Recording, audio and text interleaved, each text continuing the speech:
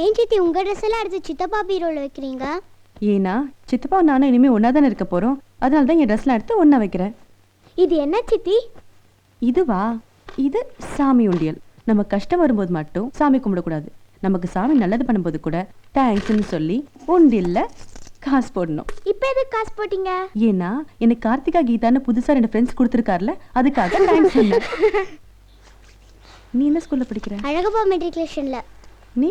நானும் அதே ஸ்கூல்ல தான் படிக்கிறேன். சரி சரி. விசாலாட்சி, ஆயா கல்யாண சாரிக்கு ஆளுங்க வருவாங்க, பலகாரத்தை சாப்பிட்டு பட்டுச்சல்லையை கட்டிட்டு இரு. சரி வா போலாம்.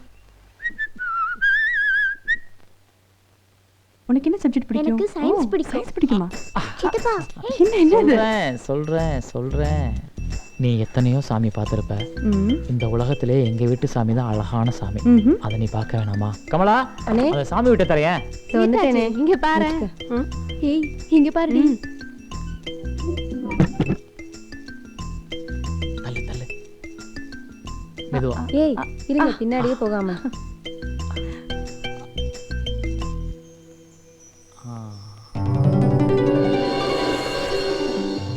நான் சொன்னது சரிதானே? என்ன கண்ணாடி? எப்போவுமே எங்கள் ஐயா சொல்லுவாங்க, ஒவ்வொரு மனுஷனும் முதல்ல தன்னை கும்பிடணும்னு. அதனால் எங்கள் வீட்டில் கண்ணாடி தான் சாமி. பாத்தியா எங்கள் வீட்டு சாமி எவ்வளோ அழகாக இருக்குன்னு. பூஜை ரூம். அதனால என்ன? பூஜை ரூம்ல ஒரு சாமி இன்னொரு சாமிக்கு ஒத்து கொடுக்கலாம், தப்பே இல்லை.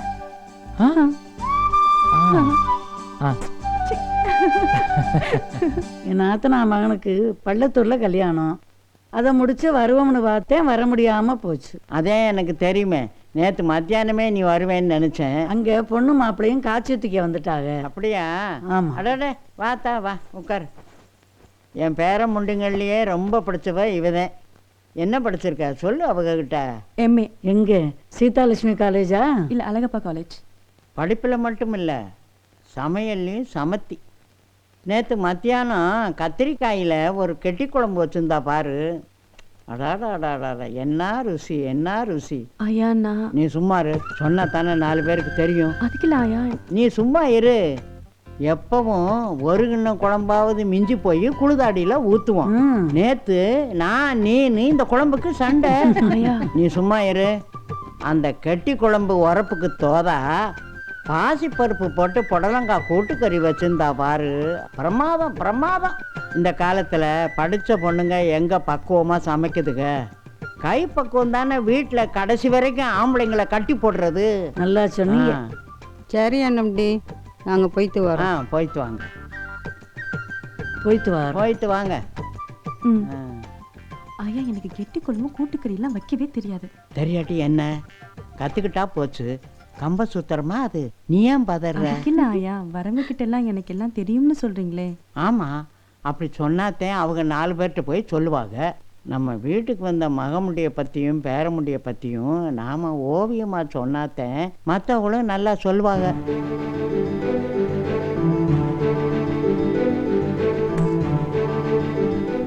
மணத்துக்கள் கீரை எவ்வளோத்த? 5 ரூபா. ஏன்னா திங்கக்கிழமை சிரிக்கீரை, செவ்வாய்க்கிழமை அரைக்கீரை, புதன்கிழமை புளிச்சக்கீரை, ஏழக்கிழமை வெந்தயக்கீரை, இப்படி டெய்லி கீரையா வாங்குறீங்களே. மீன் கறின்னு வாய் குசியா தான் வாங்கினேன். என்னடா கீரையை பத்தி அவ்வளவு கேவலமா பேசுற? அது மூலிகைடா. மூலிகை என்ன மருந்து தானே, அதையா தினமும் சாப்பிடுவாங்க? அட புரியாதவனே, சத்தான மூலிகையால் சுருக்க சித்தி சாப்பிட்டால் மண்டபம் தான் சாவோ இல்லை. முத்தான மன்மதன் போல் தேகமாகும், மாசற்ற நரைதிரைகள் எல்லாம் மாறும். எத்தான வாசி எல்லாம் இறுகி போகும், ஏறுவாய் ககனத்தில் ஏற்றமாகன்னு திருமூலர் திருமந்திரத்துல மூலிகைகளோட மகத்துவத்தை பத்தி அற்புதமா பாடியிருக்காரு. ஏனே மூலிகைக்கெல்லாமா பாட்டு இருக்கு? மூலிகைக்கு என்னடா, முள்ளு குத்துனதுக்கு கூட பாட்டு இருக்கு. ஏனே முள்ளு குத்துனா அம்மானு கத்துவாங்க, இதுக்கெல்லாமா பாட்டு இருக்கு? ஏய், ரெட்டை புலவர்கள்னு 2 பேர். ஒருத்தருக்கு கண்ணு தெரியாது, ஒருத்தருக்கு காலு கிடையாது. சரி, இந்த கண்ணு தெரியாதவர் என்ன பண்ணுவாரு, கால் இல்லாதவரை தோல்ல தூக்கிக்கிட்டு இப்படி ஊர் ஊரா போவாங்க. போகும்போது மாறி மாறி ஒருத்தருக்கு ஒருத்தர் பாட்டு பாடிப்பாங்க. அப்படித்தான் ஒரு நாள், முக்காலை கையேந்தி மூவிரண்டு போகையிலே இக்காலை 5 தலை நாகம் அழுந்த கடித்ததுவேன்னாரு.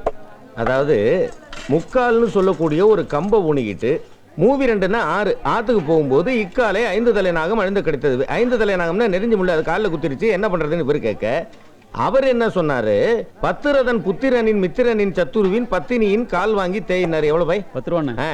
பத்திரதன் அப்படின்னா தசரதன். தசரதனுடைய புத்திரன் யாரு? ராமன். ராமனுடைய மித்ரன். மித்ரன்னா ஃப்ரெண்டு. ஃப்ரெண்ட் யாரு? அனுமாரு. அனுமாரு ராம பக்தன்டா.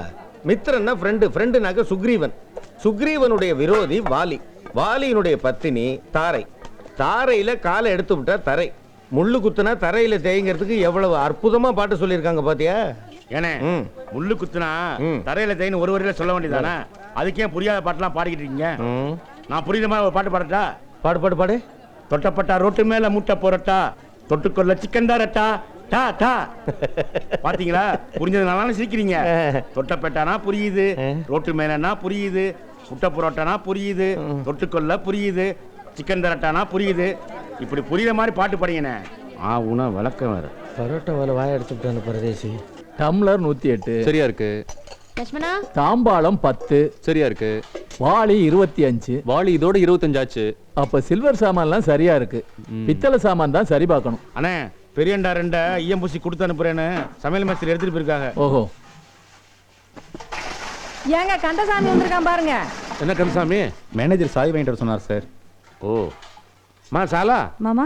இந்த பீரோல சாவி போயிருக்கோம், அதை எடுத்துட்டு வந்து அவர்கிட்ட கொடு. சரி. ஏன் சார், பேங்க்ல ஆபீசர் நீங்க, சொன்னா வேலை செய்ய 10 பேர் நாங்க இருக்கோம். நீங்க போய் அண்டா துடைக்கலாமா சார்? ஏயா என் வீட்டு ஆச்சு அண்டா கழுவுது, நான் தொடச்சா என்ன தப்பு? கேட்டுக்க, பேங்க்ல தான் நான் ஆபீசர், வீட்டுல பொண்டாட்டிக்கு புருஷன், அவ்வளவுதான்.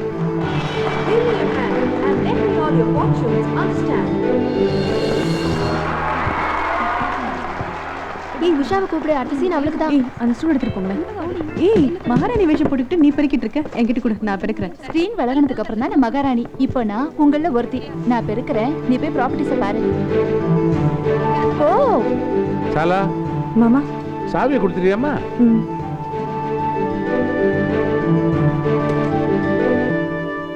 ஒரே இடத்துல குமிச்சு வைக்காம கலக்கலாவை. சரிங்காச்சு. ஐத்தே கறிவடகம் தீந்து போச்சு, அடுத்த வாரம் அதையும் போட்டுருவோம். மழை காலத்துக்கு முன்னாடி எல்லாத்தையும் போட்டுருவோம் தா. ஐத்தே இங்க பாருங்க, சாலை விழுந்துருச்சு. வாங்கப்பா, யாராவது கொஞ்சம் தண்ணி எடுத்துட்டு என்னன்னு தெரியலையே.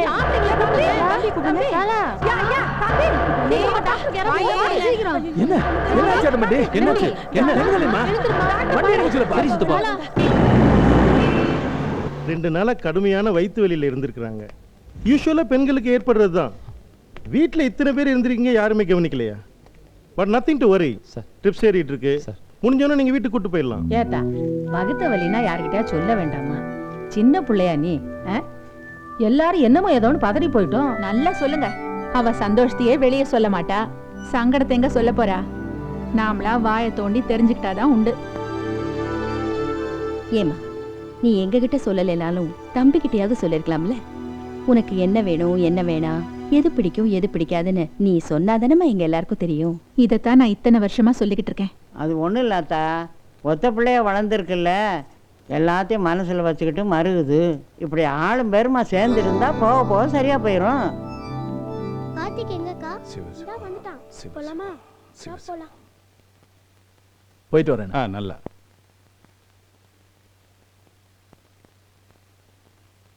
நடேசா, சாலா எங்க? மேல இருக்கண்ணே. அந்த பொண்ணை கூட்டிட்டு எங்கேயா படத்துக்கு இடத்துக்கு போயிட்டு வா. எத்தனை நாள் தான் வீட்டுக்குள்ளே கிடக்கும்?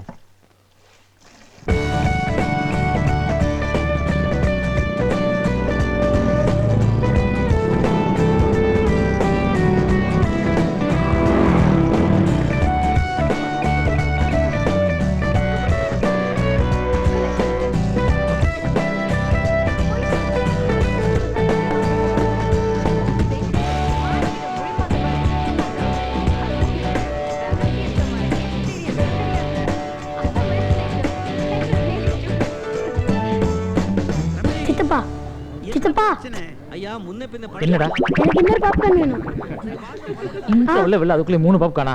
சாப்பிடாம படத்தை பாடுறான். என்கிட்ட 2 பொண்ணு இருக்கு, நல்லா பழகுங்க. ஐயா ராமலிங்கம், வீடு தேடி வந்தவங்களை இப்படி வெளியே நிக்க வைக்கலாம் ஐயா? இதுவாயா தமிழ் கலாச்சாரம்? லோகு, லாக் ஷீட்லாம் நோட் பண்ணிட்டியா? நோட் பண்ணிட்டேன். Good morning sir. Good morning. Good morning. Good morning sir. Good morning sir. என்ன நடேசா, பலத்த சிந்தனையோ? Good morning sir. உன் முகத்தை பார்த்தா மார்னிங் குட்டா இல்ல போல இருக்கே. புதுசா கல்யாணம் பண்ண புருஷன் பொண்டாட்டி படத்துக்கு போனா எத்தனை பேரா சார் போவாங்க? உன் வாக்கியமே தப்பா இருக்கே. புருஷன் பொண்டாட்டினாலே 2 பேர் தான். அது என்ன எத்தனை பேருன்னு கேள்வி கேட்கற? ஏன் சொல்ல மாட்டீங்க? நேத்து பொண்டாட்டியை கூட்டு தனியா படத்துக்கு போன வீட்டுக்கு போனா மொத்த குடும்பம் தயாரா இருக்கு. 32 பேரோட படத்துக்கு போனேன். ஒரு ரோல் இந்த கடைசியில நான், அந்த கடைசியில அவ. ஏயா பொண்டாட்டியை கூப்பிட்டு தனியா போகணும்னு நினைக்கிறவன் தியேட்டருக்கு போவானா? நீ போன லொகேஷன் தப்பு. உன் ஃபேமிலியே வரலனாலும் வேற ஒரு 200 பேர் தியேட்டர்ல இருக்கத்தான் போறான். பேசாம ஒண்ணு செய், லீவை போட்டுட்டு உன் ஒய்ஃபை கூட்டுக்கிட்டு எங்கான வெளியூர் கிளம்பு.